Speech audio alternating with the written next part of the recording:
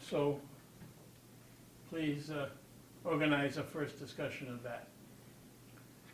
Are there questions on anything? Okay.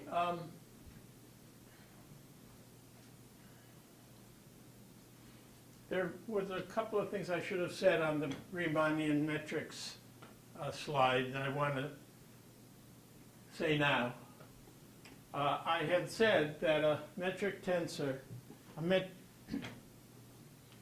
involves three orthogonal vectors, a frame, and a stretch factor in each one of them. But you can encode that information as the eigenvectors and eigenvalues of a symmetric positive definite matrix. Simply, if you take the eigenvector, the three directions, and then compose,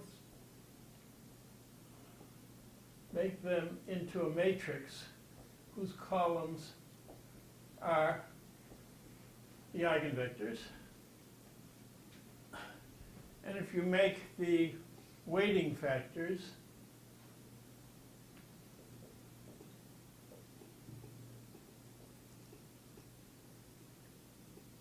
a diagonal matrix of eigenvalues, then when you form the matrix V lambda V transpose, you get what's called the metric tensor.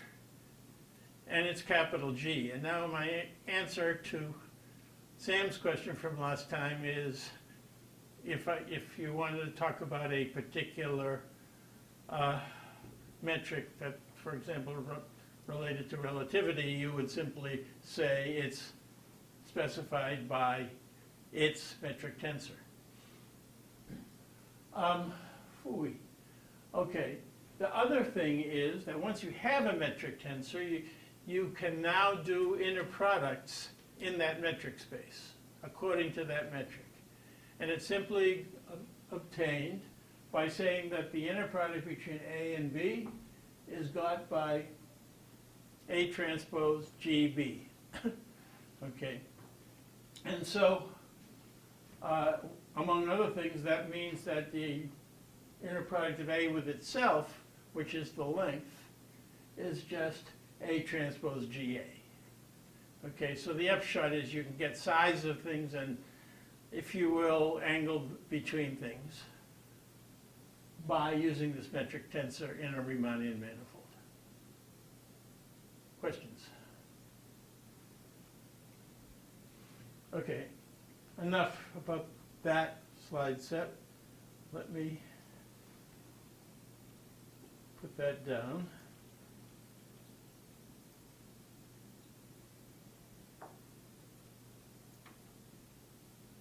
And bring up the new slide set. It's all very nice if I could find it. Give me a moment. System is...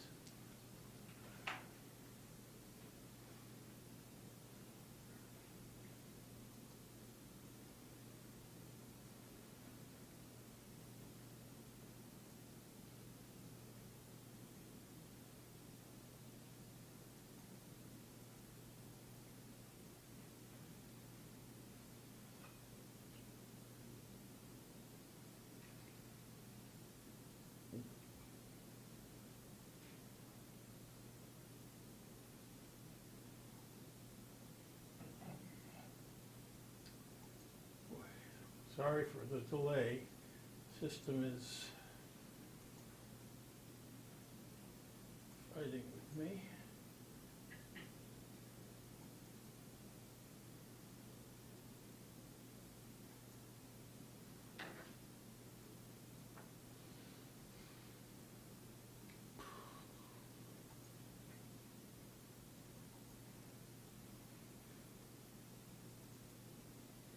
Good, finally.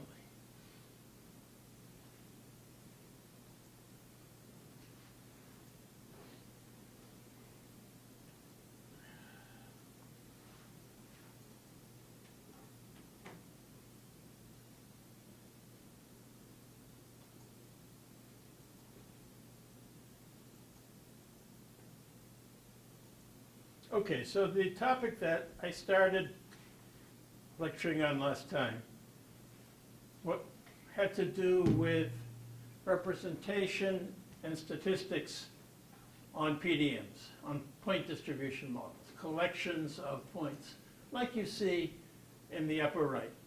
Okay, and so we talked about the fact that you just list the XY values in 2D or XYZ values in 3D for all the points, and you get the representation.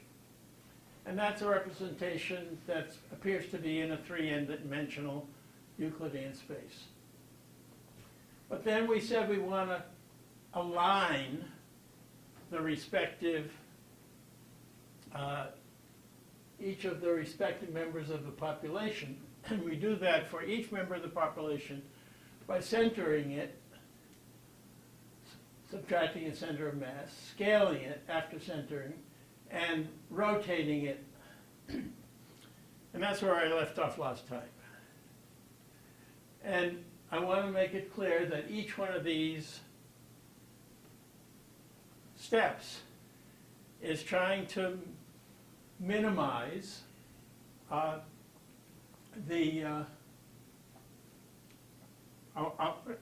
allow you to minimize the sum of square distances from something.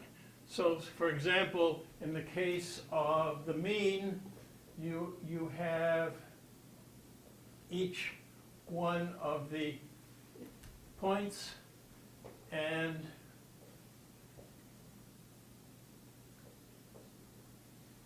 you are minimizing the sum of the square differences between their points and the mean. And likewise, for scaling, there's a minimization of sum of square distances to all unit scaled things, and likewise rotation. And so the literature calls this sum of squares difference criterion the Procrustes criterion. Okay, and so you'll hear that term or see that term.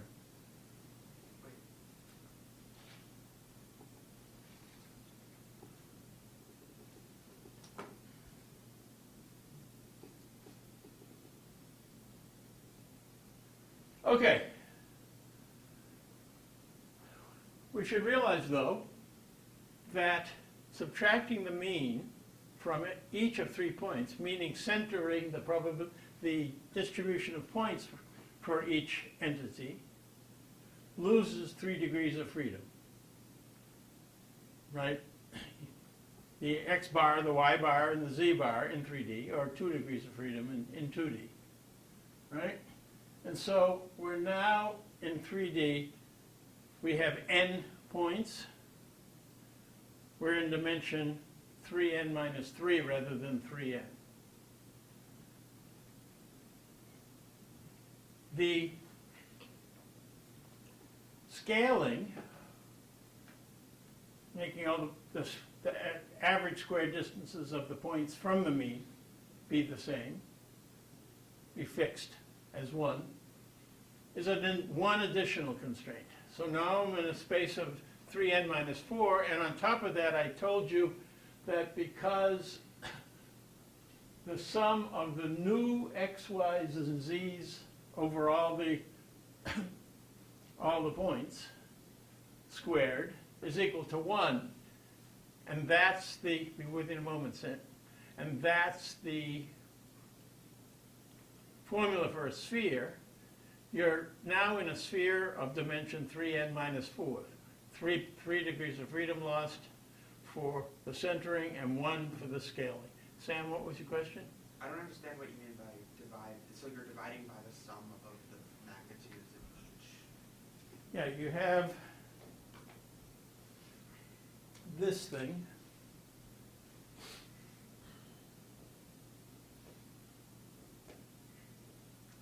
We call this, I'll call this the scale factor S, and I'm going to take each x1 prime and divide it by S to give me x1 double prime, and the same for y1 double prime equals y1 prime over s, and z1, well, I'm going to put I here. I, zi prime over s. So I'm just scaling every coordinate by s. And when I do that, the sum of the squares of the double primed coordinates is 1. So, but aren't you deleting, so I guess, so it's okay to delete the information about the scale? If we so choose, we can choose, let scale be a separate feature that we work on. Okay. But the standard idea is that we align and we retain any information that we want to that was in the scaling. So if the translation was of some importance to us, where the object was in the image, then we will keep that separately. We still center it. And likewise with the scaling. And now we're going to do the same thing with rotation. So if you think about this collection of points that are now centered at 0, okay, so that place is 0, and the sum of the squares of the distances to 0 is 1. We can think about fitting the best fitting second order thing, ellipsoid. And an ellipsoid has, it's a, sort of like a rugby ball, and it has 3 principal axes, right? It has a longest axis, a medium axis, and a shortest axis, right? And so what we're going to do is fit the best fitting ellipsoid to the scatter of this data. And the way that works is you create what's called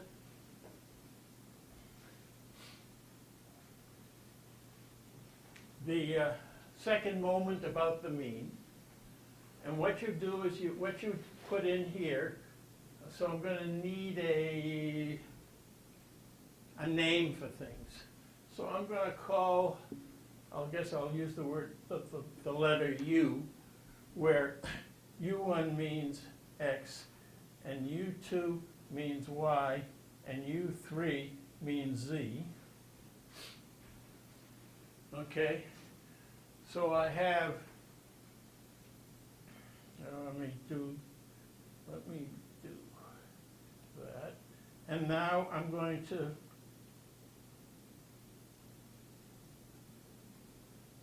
talk about that value for each point. Okay, and so what I'm going to do here is I'm going to have the sum over I of Uji,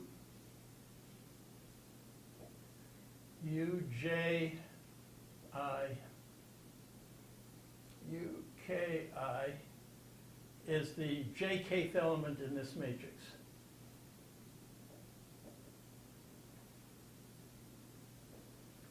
Okay, so the one in this corner is the XX location, and this is the XY location, and this is the XZ location, right? And this is the YX location, and the YY location, and so on, right? That thing has as its eigenvectors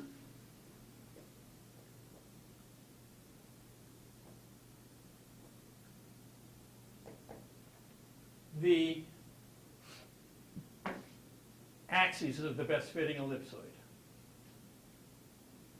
Okay? And it has as its eigenvalues something proportional to the principal radii of that ellipsoid. So I have an ellipsoid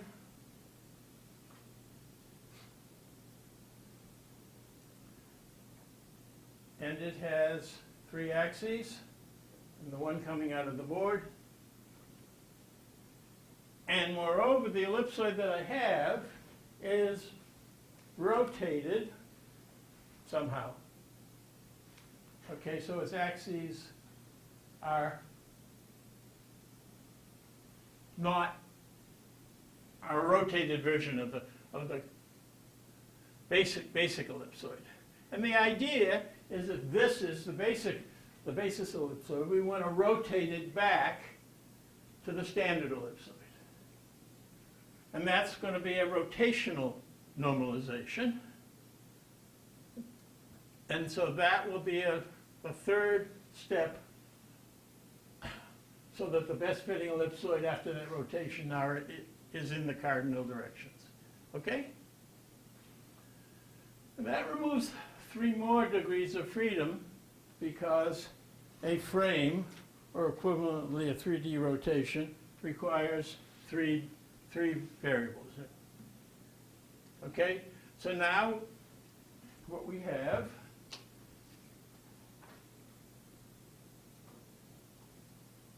get rid of this stupid label once and for all. I can't. I have something that's on a sphere of dimension 3n minus 7, where n is the number of points. Okay, meaning every one of these distributions after normalization is a single point on a sphere of dimension 3n minus 7.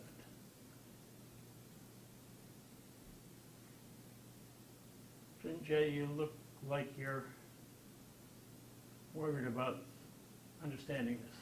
Is there a problem?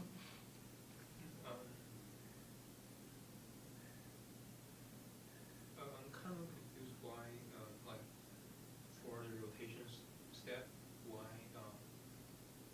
it's ellipsoid, because I saw this was as 3n minus 4 sphere.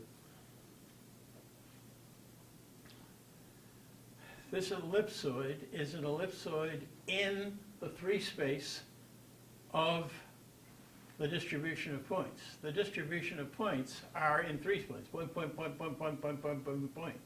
For each individual instance of that distribution in our population, we have a best fitting ellipsoid. Okay?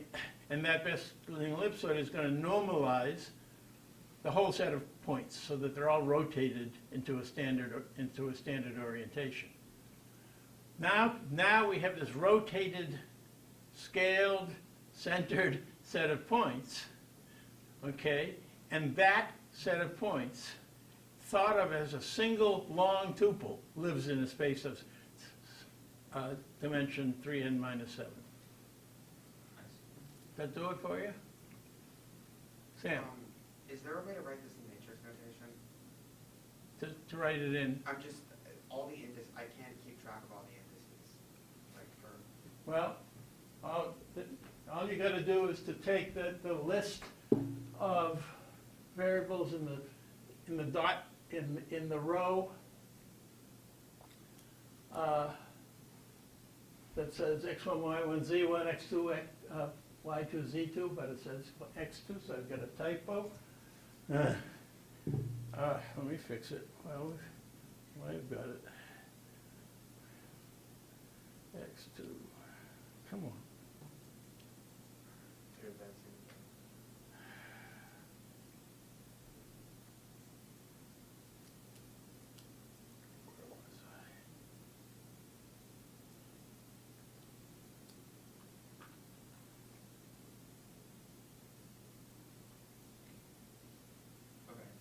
Okay, take all those.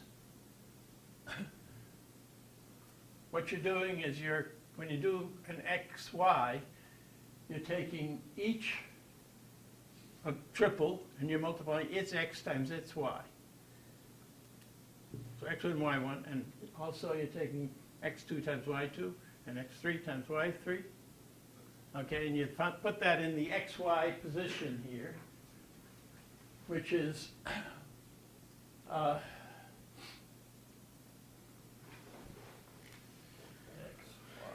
XYZ, XYZ, the XY position is here. It's also the y-x position. This is a metric matrix. When I multiply the x's times themselves and add them up, I'm here. When I multiply an x, the x1, z1, I am here and here. You got that? Yeah. Okay. So, make a long story short, we typically align the PDMs by these three operations, and what we end up with is a set of values. I'll call them xi triple prime, the rotated yi triple prime, and zi triple prime for all the different points. And that whole tuple, the list up above, but with double primes on everything, lives in a space 3n minus 7 dimensions, a sphere of dimension 3n minus 7, where n is the number of points. Okay, and what we're going to want to do now is we have this very high dimensional sphere. I can't draw a high dimensional sphere, but you have to imagine that this is a 3n minus 7 dimensional sphere. And I have a population of these point distributions.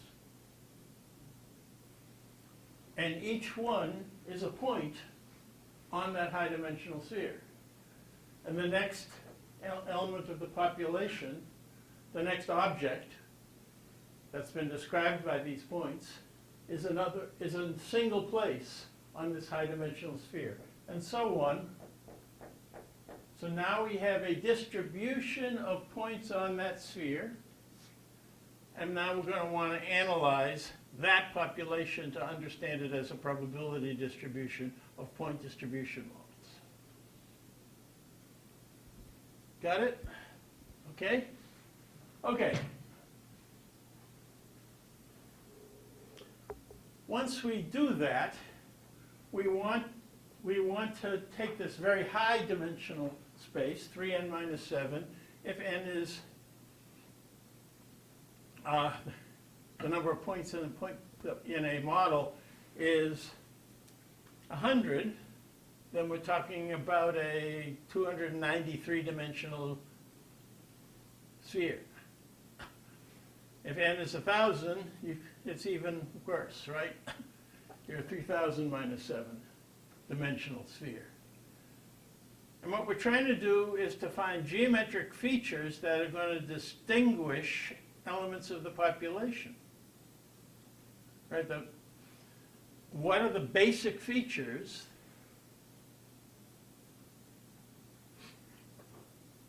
that we want to deal with, and we don't want to deal with hundreds of them, we want to deal with tens of them. So we need to do feature reduction. The idea of feature reduction is that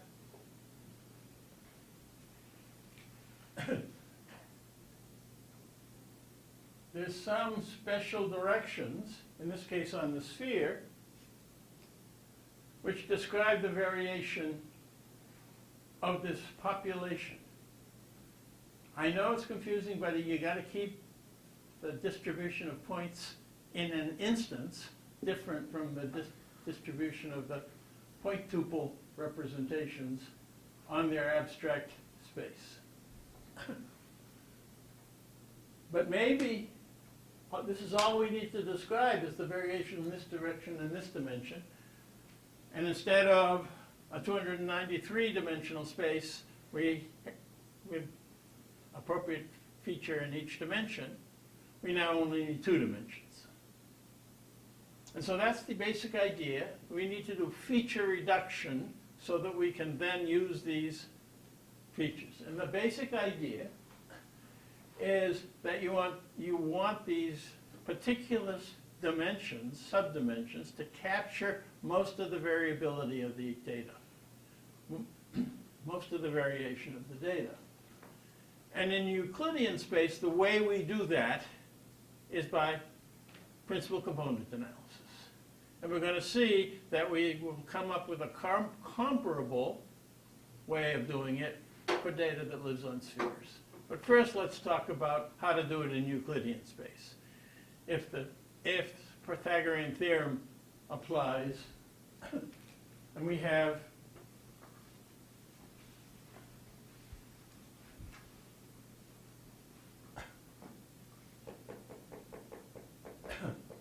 okay, so this is a flat space, the board, and these points are each a whole descriptor of an object, high dimensional.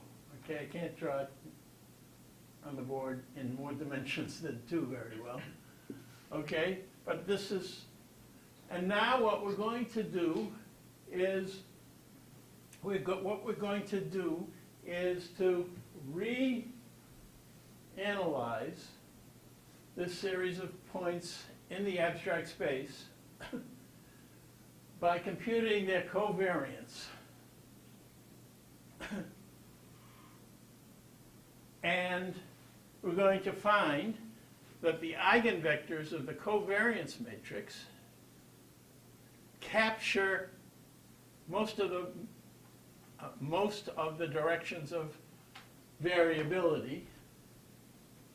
And what we have is,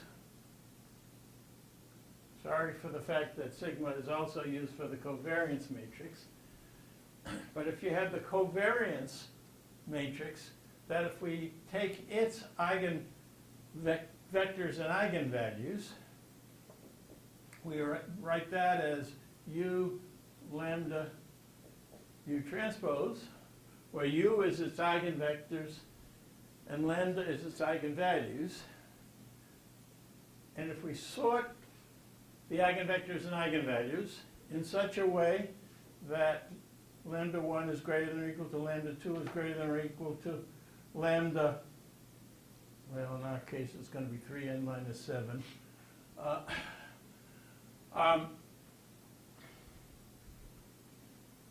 If these are sorted, they're all positive. What you find is that if you plot k and lambda k again versus k, you get something that looks like that. That is to say, the first few k values capture almost all the variance.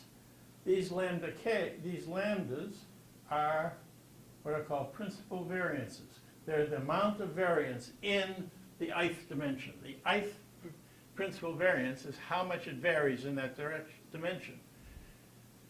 If you have only 20, let's say, significantly greater than 0 principal variances, that says there's no variance in these, essentially no variance in the remaining all but 20 dimensions. And so we can describe the variability, the probability variability, entirely in this 20-dimensional space, which is spanned by the first 20 columns of this U matrix. These are the eigenvectors. Eigenvectors of sigma. Okay, so that's basically what's going on here. We're trying to lower the dimension by throwing away those dimensions in the space that have low variance. Okay? For computational purposes, it turns out that if you write your data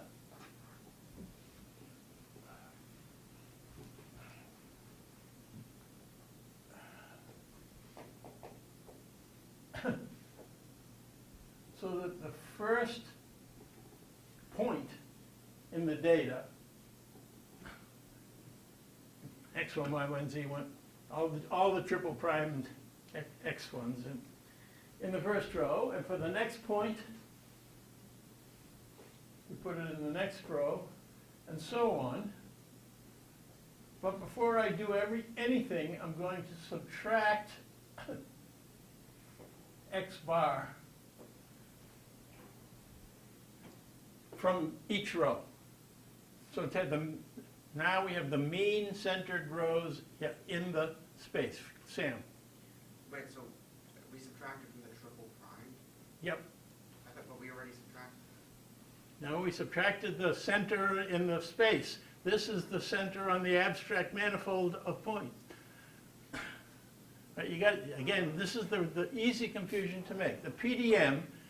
has, for each sample, has a spread of points. Okay, so this is now, we're now operating on the tuples. Each row is 3n minus 7. Each row is a single point, Okay, that makes sense. right? This point is one row, and this point is another row, and this point is another row. But I'm going to subtract the mean of each one. What I'm going to do is I'm going to take the first column and compute its mean and subtract it from every element. And the second column and subtract it. So it's not, it's subtracting the double primed with a fixed, for each fixed index. Yeah. Someone's put a question in the chat on Zoom. But Aha, great. Could the whoever's on Zoom identify themselves and then ask the question? Hi. Sure. Hi, Steve. It's Larry. Hi, Larry. Good to see you after all these years. Yeah. This is Larry Lifshitz, who got a degree in, boy, I don't know, 1970 something or 80 something? Yeah, 87. 80 something, yeah. Okay, great. Yeah. Go ahead, Larry. Hi. So just a quick question. You had mentioned that these points in the 3n minus 7 dimensional space are actually on the surface of a hypersphere. I'm Right. assuming. It doesn't seem like you're using that information as a constraint in any way at this point. Is that right? Absolutely right. I've stepped back and said, say these points were in the Euclidean space, how would we do it? Okay. All right. And then I'm going to say, but they're not in a Euclidean space, and so here's how we generalize to make it work on this high dimensional sphere. Okay, great. Okay, so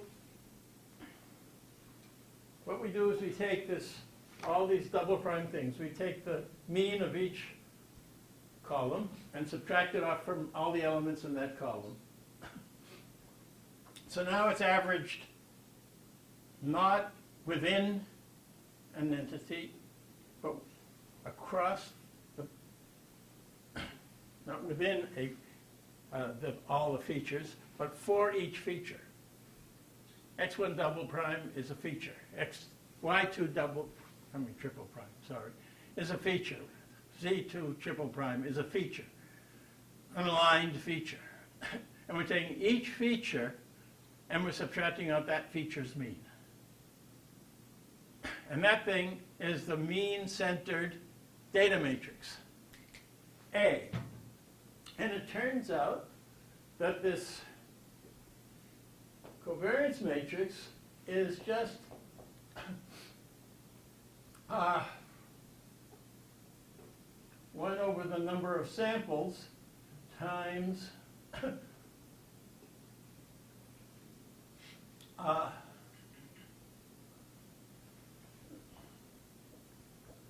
times A transpose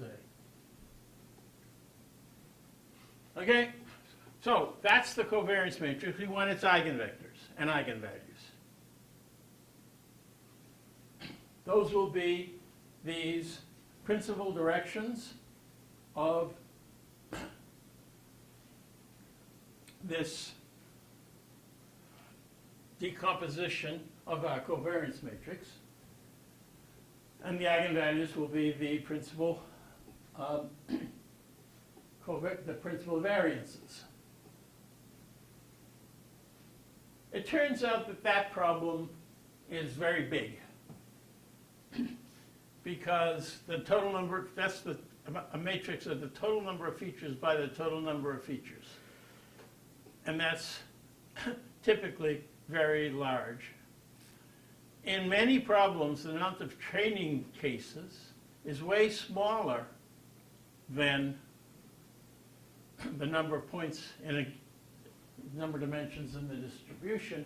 And so it turns out that you end up doing eigenanalysis on AA transpose rather than A transpose A. And it turns out there's a cute little formula that says that the eigenvectors, the eigenvalues of AA transpose are the same for all the non-zero,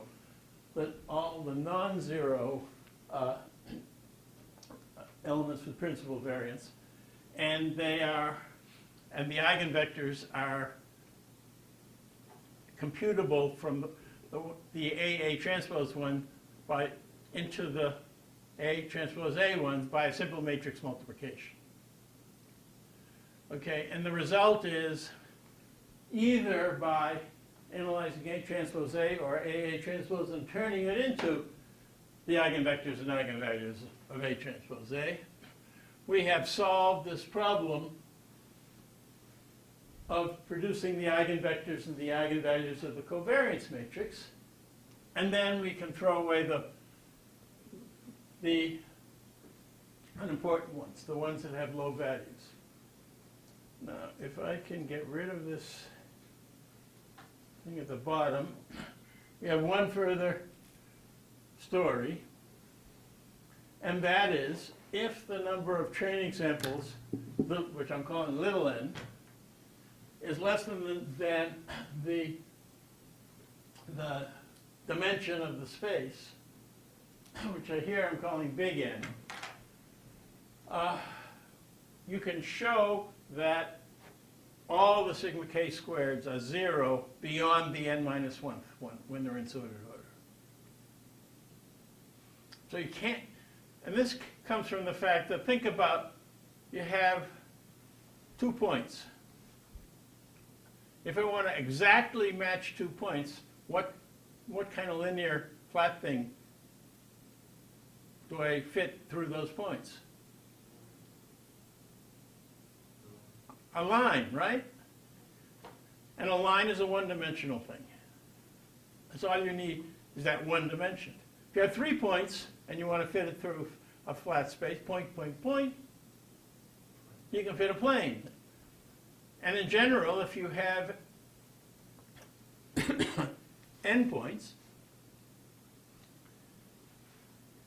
you can fit it with an n minus 1 dimensional hyperplane. And so the result is that since you can completely capture all the variation for n points in an n minus 1 dimensional hyperplane, there are no variations beyond that. That says the sigma k squareds beyond the n minus 1th are all 0. And so those are going to be uninteresting entirely. The data is just as very outside of that hyperplane.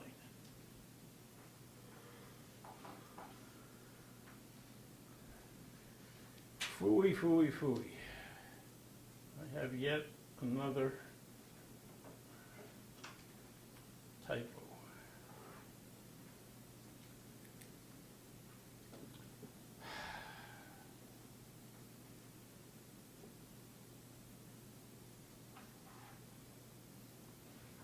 This is supposed to be little f.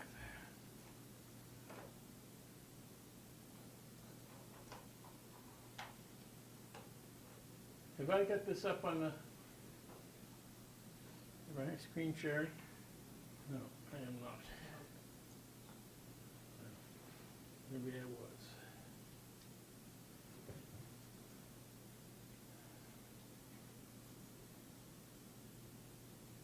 was. Okay, so here's the story. Principal component analysis allows you to turn a very large number of features to a much smaller number of features, each of which is a linear combination of the old features. And now you can throw away all the other ones. And that's pretty important for the next stages of the analysis, where we're going to want to do things like classification or hypothesis testing, and we want to do it on a limited number of geometric features. This is a way to get a smaller number of geometric features, a whole lot smaller number of geometric features from our data. Now, I want you to understand what's going on from a geometric point of view. So now let's consider ourselves, it's not fitting on the screen right, but we'll live with it. Consider that the data happens to live in a three-dimensional space. Let's be careful. This is a three-dimensional ambient space for the data. It's not, each point in the space may be, no, let me be careful. This is a three-dimensional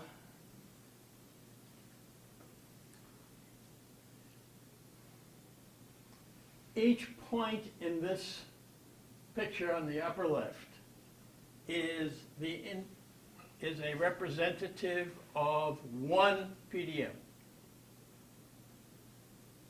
Right? What principal component analysis is doing is finding the best fitting zero-dimensional representation. A zero-dimensional representation is a point in a sum of squared differences sense to this cloud of points. Right? So if we look at all points, X underlined in that space, and we look at the distance from each of the individual sample points, the X sub i's, to that point, we get the sum of squared differences. And what we're trying to do is to find that X underlined bar that minimizes the distance. On the average, the sum of squared distances of all the points in the cloud to the point, the bullet point, is minimum. Okay, and that thing is what we call the Frechet mean. The Frechet mean is just the best fitting point to the probability distribution, to the cloud. Right? So it's just, how's that different from the conventional? How's that different from, isn't that the same as just the normal, the center of mass? Well, I insist you not call it the center of mass because I'm reserving that to averages among the points that are the representative of the object. And these points are the whole big tuple. But mathematically it's the same. But mathematically it's the same. And indeed, you're right, that in a Euclidean space, the ordinary average, you sum up all the points and you divide by n, gives you the Frechet mean. It's not true for any space other than flat space, though. Okay. The minimizer of it, okay. So is the minimizer of the sum of square distances, so-called Frechet mean. Okay, fine. We got the best fitting zero-dimensional representation. Now let's take the best fitting one-dimensional representation. Best fitting line, best fitting flat one-dimensional representation, a line. We played exactly the same thing, except that we're trying to fit the best fitting line. So we have this collection of points, and I'm trying to find the best fitting line such that the sum of the squares of the differences from all the points to the line squared, some of the square distances, is as small as possible. So now I'm not trying to find the best fitting sum to a point, but to a one-dimensional flat space. Okay, it turns out that that entity is the first principal direction. All this eigenvectors and eigenvalues of covariance matrix stuff yields just exactly that line, the best fitting line to the data. Okay? Now we move up a dimension. We're going to find the best fitting two-dimensional flat space. Lawrence has a question. Lawrence has a question. Larry, go ahead. So You never explicitly addressed the issue of variance, but I'm thinking maybe the scale normalization that you did, way that back at the beginning did that, because otherwise it seems like some dimensions might have a lot more variance, maybe be much noisier, and therefore, just sort of random outliers in those dimensions might make the solution much noisier than you might otherwise want. Yeah,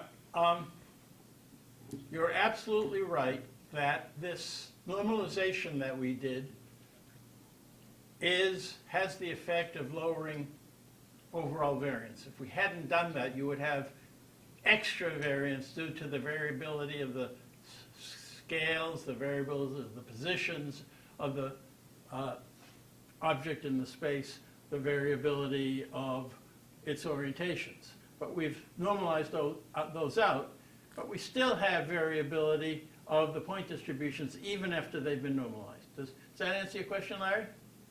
Yes. Good. Okay, so now we're going to do the same thing with planes.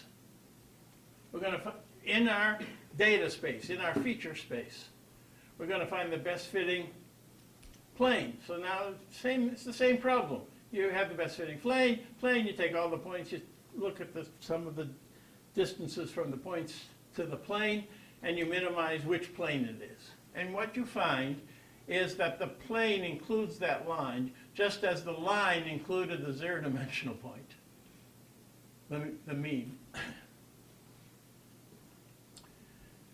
And that plane is spanned by two directions.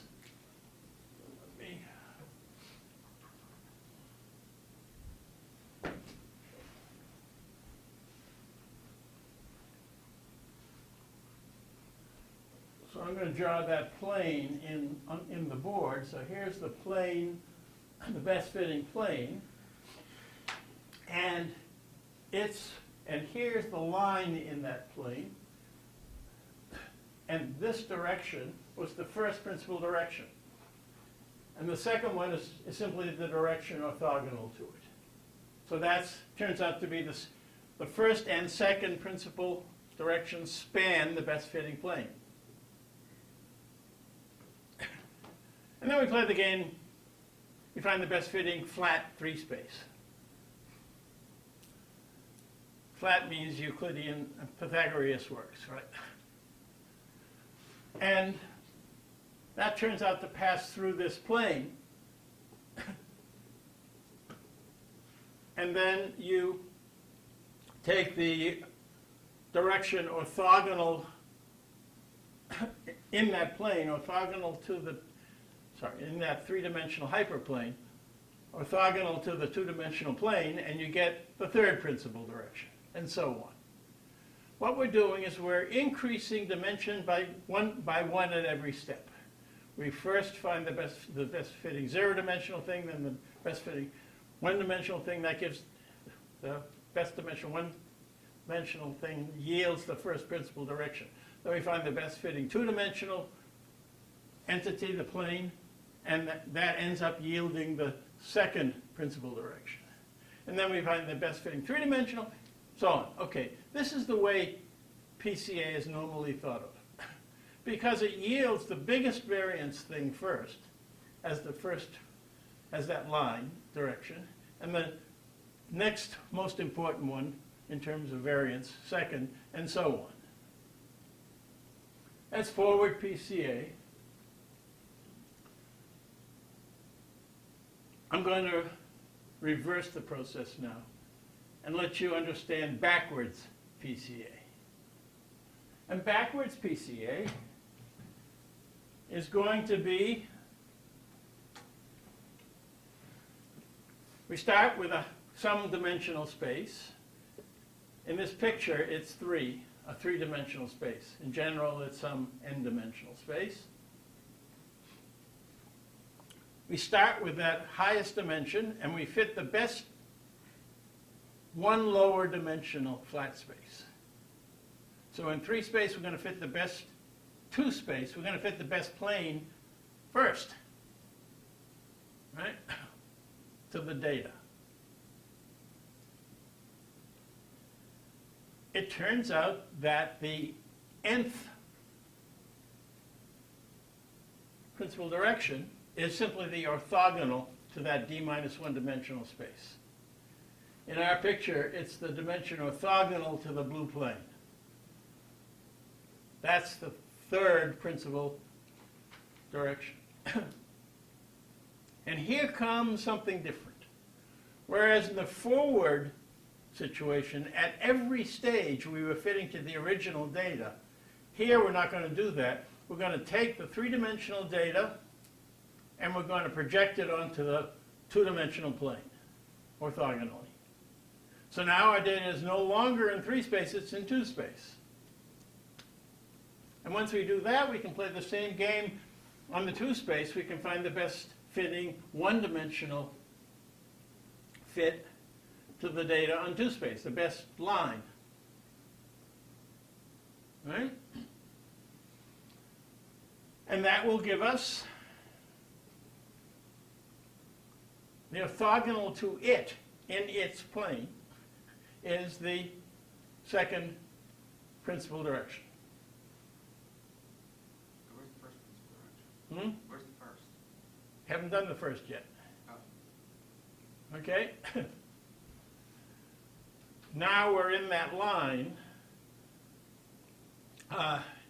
That line itself is the first principal direction. Right, I forgot. Yeah, I forgot that. But we've projected our data onto it. And what's, if you want to be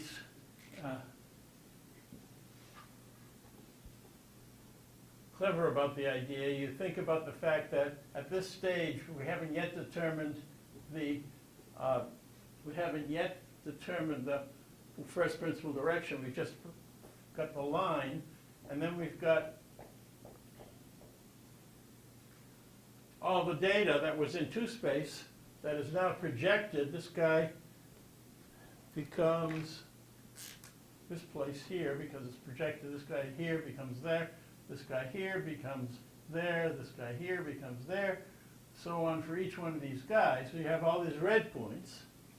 And we're in this one-dimensional space. And what we're going to do is find the best fitting zero-dimensional space within this one-dimensional space.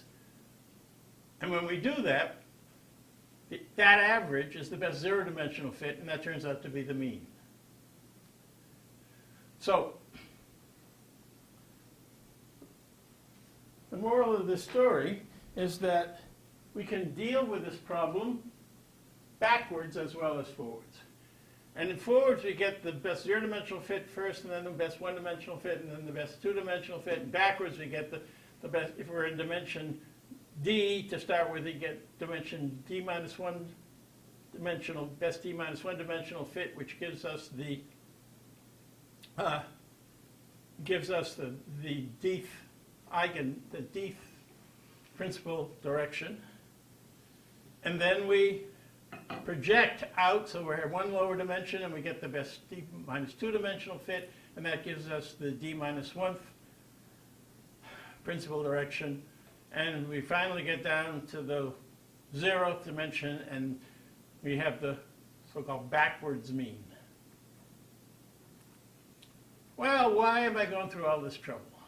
Because the math says that except for computational error, forward and backward PCA give you the same result. And the answer is because we're not on flat spaces, we're on spheres, and on spheres you don't get the same result from going backwards as going forwards, and backwards is way better. And the basic point is, if we're on a high-dimensional sphere, I mean, I have a picture down in the lower right, which is just a 2-dimensional sphere, but okay, we'll talk about it for a 2-dimensional sphere. What you want is your mean to be within the data, right? You would like for it to be a point on the sphere that is surrounded by all the data. And if you happen to have data that lives on a great sphere, on a great circle in 2D. Okay, so I have a sphere, a two-dimensional sphere, and all my data lives near this equator. It doesn't have to be, I mean, it can be oriented anyway, so let's make it go that way. And it lives like here. It turns out that the Frechet forward mean is the pole. It's crazy. It doesn't live within the data at all. Your data should live near this equator thing, this great circle, and it doesn't happen for the forward mean. And the same story about the first mode of variation. You want that to live along this geodesic, and it wouldn't happen if you did it forward. And so backwards makes the principle of variation stay within the data. And that turns out to be really important. Because a lot of shape analysis ends up being on means, on the spheres. So I want to do backwards means, but I want to do it on spheres, not on Euclidean space. Well, I had a succession of flat spaces of various dimensions. I'm just going to play the game of having a succession of spheres of lower and lower dimension. So for a two-sphere, a circle on it is one sphere. Yeah. Larry has a question. Larry? Sorry. So when you say that the backwards method means that the solution you get will stay in some sense within your data, I assume by within you mean some sort of convex hull or something? How are you defining within in this higher dimensional space?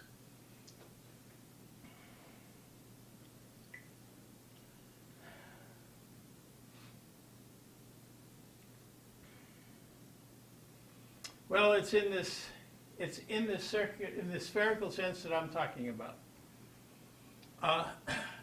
Okay, so give me a moment to get at the notion of successive dimensional spheres. So what I'm saying is a two-dimensional sphere has circles on it, and circles are subspheres. They are spheres of dimension 1. Points on a sphere are zero-dimensional subspheres. In general, you have a d-dimensional sphere. You can find a d-1 dimensional subsphere. Okay? And the idea is when I project my data onto that d-1 dimensional subsphere, I'm going to get sum squared differences that are small. Okay? And that's the sense in which I mean it's within the data. The projections onto the next dimension smaller are small. Okay? Does that answer your question, Larry? I think so. I'll have to think about that one. Okay, so what we're going to do is we're going to play the game in the upper right. We start out with a d-dimensional sphere. We find the best fitting subsphere on it. In our picture in the upper left, we have a circle drawn that was the best fitting one-dimensional sphere within this two-dimensional sphere. And what we're going to do, and that guy is going to minimize the sum of square distances between the points and the subsphere, the points in the circle. And what distances should we use? Geodesic distances on the sphere, right? Arc lengths. Okay? And then we follow those geodesic distances and project them onto the circle. And then we play the same game on the circle. We're going to find the best fitting point for all the data projected on the circle. in general, we have a very high dimensional thing, we have to take lots of steps.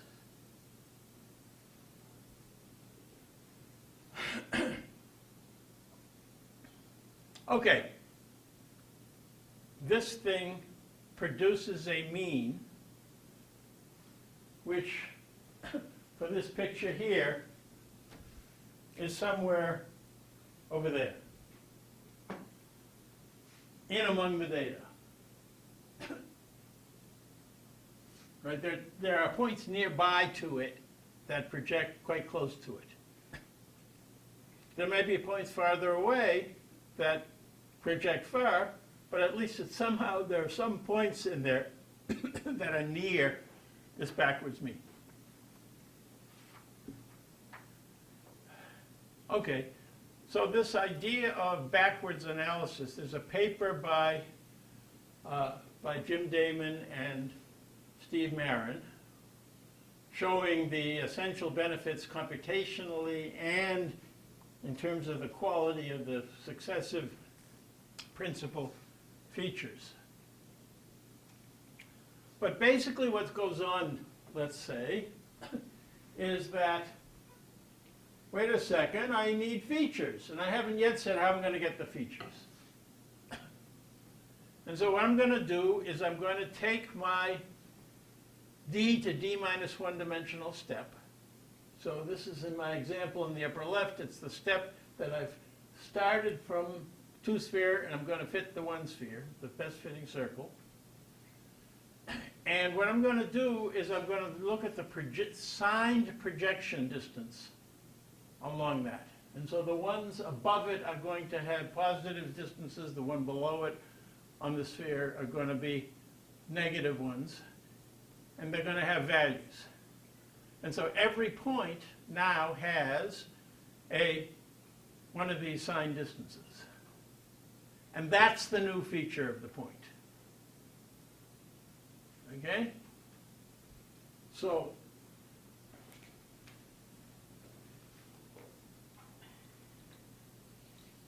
not only am I projecting, but in the projection I have a projection distance, and I have a positive feature value for this guy, and a negative feature value for that guy, and so on. Right? And those are going to be the new feature values for each one of these points. And after I do that, I project all these guys onto the subsphere, and I have a bunch of projected points. And now I'm going to take the best fitting zero-dimensional sphere on it, on that 1 sphere.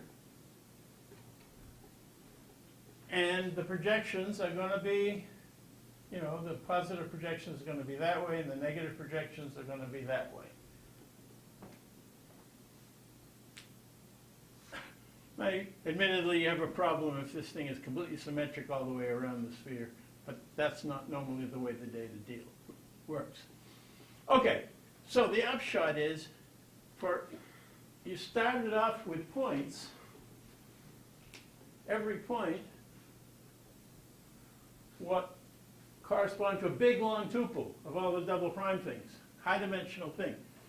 3n minus 7, did I say, dimensional thing.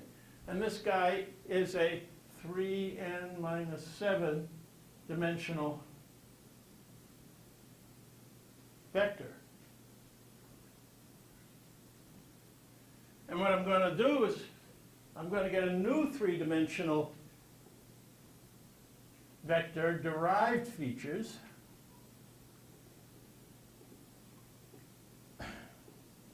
which are the nth, the n minus 1, well, the 3n minus 7th, the 3n minus 8th, the 3 minus n minus 9th, and so on, all the way down.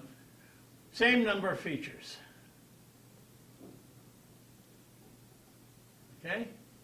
But they're derived features by this best fitting sphere business.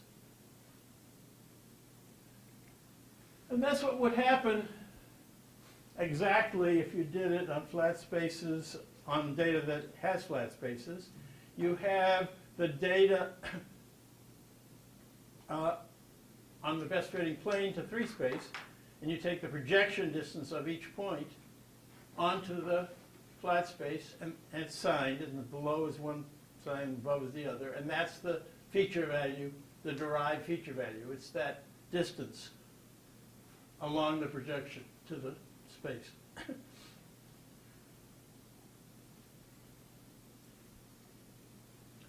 And then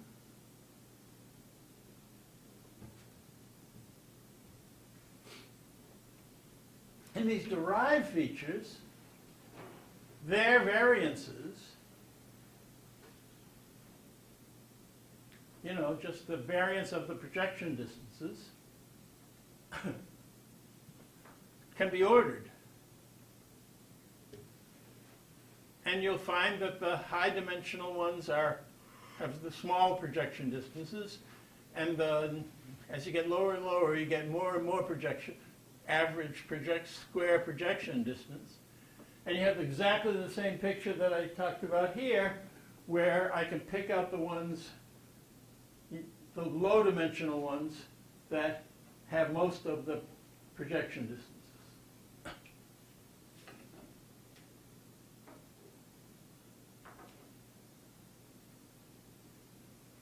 Okay, there's one final little piece of the story.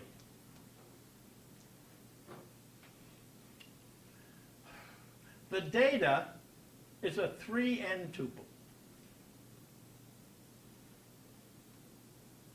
But we know that the data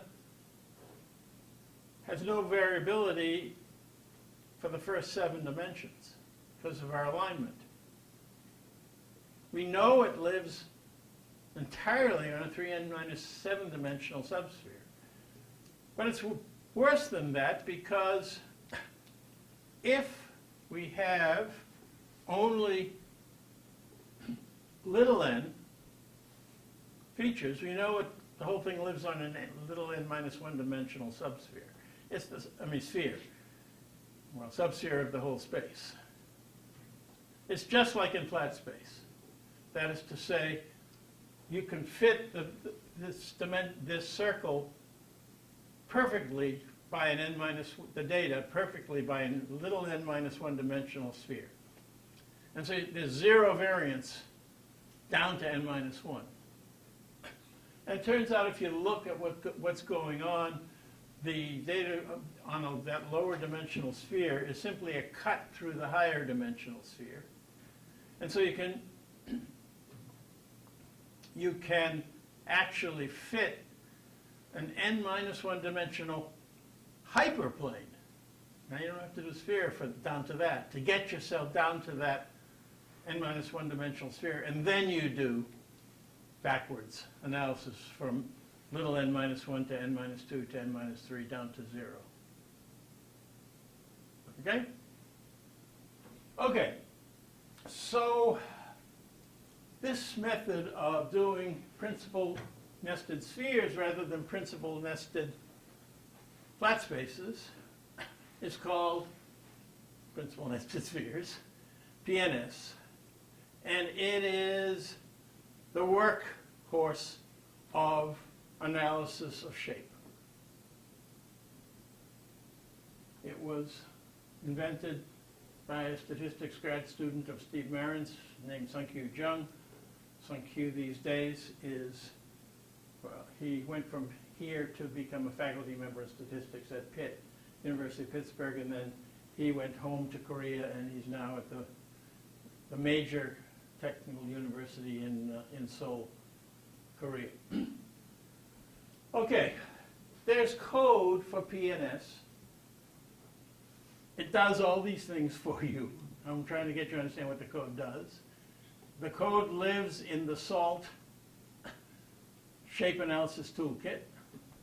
That's what SALT stands for. Which you can find, I think it's /salt.org, gets you to that toolkit. Okay, so that's what it does for you.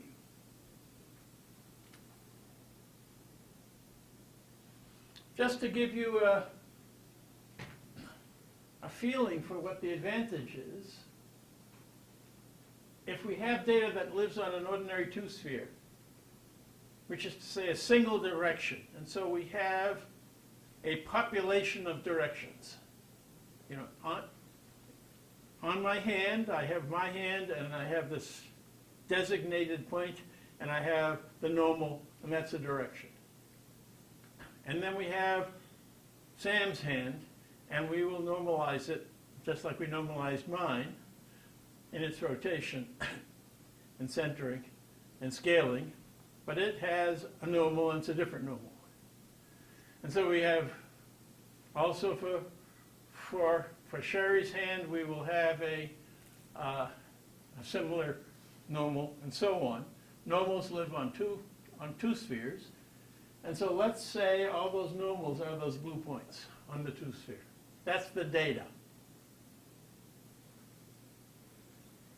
And the main piece of the story is, if you look carefully here at the image, you'll see that the Frechet mean, the forward mean, is here, and the backwards mean is down there,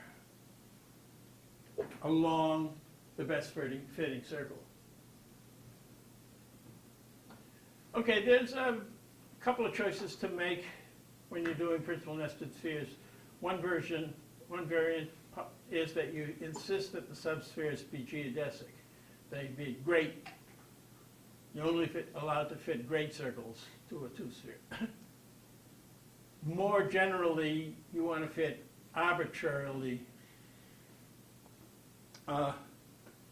allow small spheres as well, which in the picture up above you actually have a small, it's not a geodesic circle, right? It's not a great circle. But if the great circle, if the small circle gets really, really small and all the data is in a clump, you probably want to just treat it like you fit a tangent plane to that center point and deal with it as if it were Gaussian and not worry about fitting. In other words, fit it as if it was a flat space. And there's a hypothesis test hidden inside the PNS software that says, do I want a small sphere, or do we want basically a geodesic sphere, which is what you get when you get what you want when you get a clump. Any questions on this whole business? Yeah, Sherry. In general, why would you prefer to fit geodesic spheres instead of small spheres?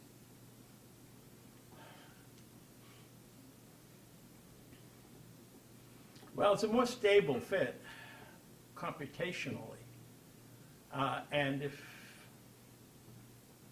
either you have data that says that the kind of variation you have lives on a great sphere. I mean, if you wanted to talk about trips from Chapel Hill to Beijing, you know, depending on the wind directions, they may vary a little bit, but they are going to almost all live on a geodesic between here and there, and so you probably want to do that because you have that special information. But the main reason is if the data is very scattered, the small sphere has an extra variable, and you end up with sensitivity to that variable. Okay. We're not going to talk much about manifolds that are other than spheres or Cartesian products of spheres. But when you have manifolds that are the manifolds which are the shape spaces that aren't spheres, this idea of backwards analysis requires you to say, what do you mean by a manifold of one lower dimension? And that problem's hard, and there's dissertation work on it. And it's even hard when you have a torus. A torus is a Cartesian product of a sphere going around the torus this way, and one going around the tube that way. And what's the best fitting one-dimensional entity of a torus is a problem that's been nicely dealt with. But when you go to S2 cross S2, which is what that's just saying you've got two directions, right, each of which is cyclic. There's a dissertation of one of the students, Michael Niesenson, in this class, that he's working on there to figure out what is a good way to get a three-dimensional subspace of S2 cross S2. Okay, then there's very interesting work that hasn't turned into very much useful computation for past time, that I'll talk about next time by Xavier Pennick. But I've run out of time today, so I better stop. Questions before I leave? Before you all leave. Okay, till Thursday.